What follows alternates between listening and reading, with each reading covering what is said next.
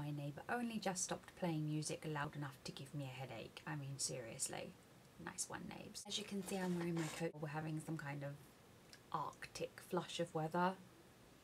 I wish it would keep its weather to itself, much as I wish my neighbour would keep her music to herself. Now the noise next door has finally abated, I can talk to you about this week's book, which is the book based on a true story. And that would be this one here, which is Girl Interrupted. I don't know about anybody else, but I kind of love the movie based on this book. But the book is a very different animal. It is the story, of course, of Susanna Kaysen and how she was taken into psychiatric care.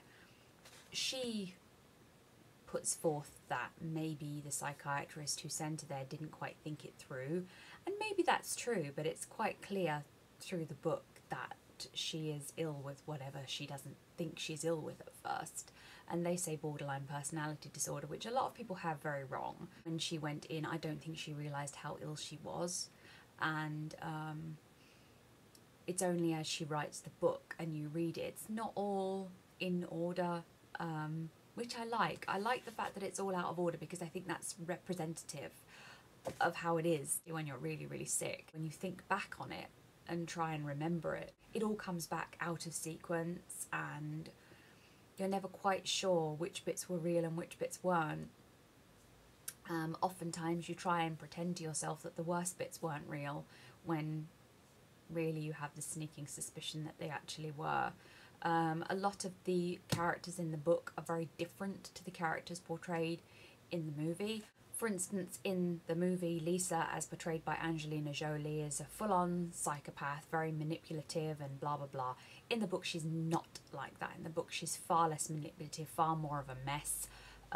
She does do manipulative things, don't get me wrong, but in actual real life, as written in the book, Lisa had nothing to do with Daisy's suicide.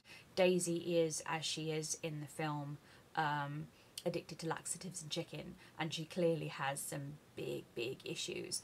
But are they to do with her father? There's no real indication, because of course in the book, which is based on real life, Susanna had no means to figure out the backstories and lives of these girls. A lot of them were either not telling the truth or not sharing what was going on in their lives, so she only had her observation of them to go by. So of course in the movie there's a lot of liberties taken, which of course are not taken in the book, because it is speaking of reality, and it's speaking of reality as remembered by someone who is extremely ill at the time. A lot of the book is, it irritates me. It's a facility you can only afford if your family is wealthy. So everybody there is from privileged backgrounds, and there have been celebrities staying there and stuff. So a great deal of the book's content, whilst the illnesses pertain to stuff that ordinary people can relate to, a great deal of the rest of it is just not really very relatable. I find that the book gets more interesting where she's trying to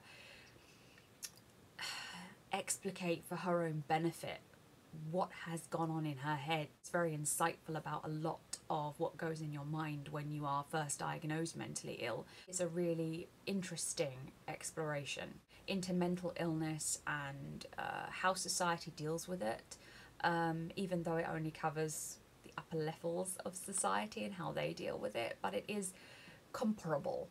So, you know, I think it's a very interesting book to read, and it is a very different animal to the film. So do not, if you've seen the film and you've never read the book and you approach reading the book, do not expect to find the film within those pages. It is not there.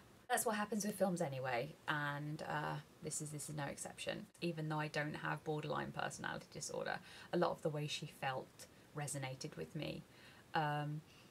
So I would highly recommend reading it, just for that, just for an insight into how people with mental illnesses and disorders feel. So yes, that's that.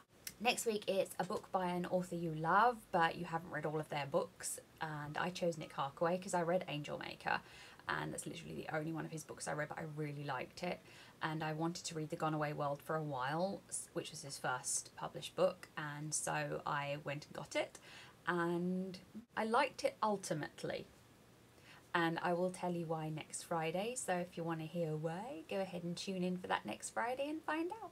Thank you for watching. Bye bye.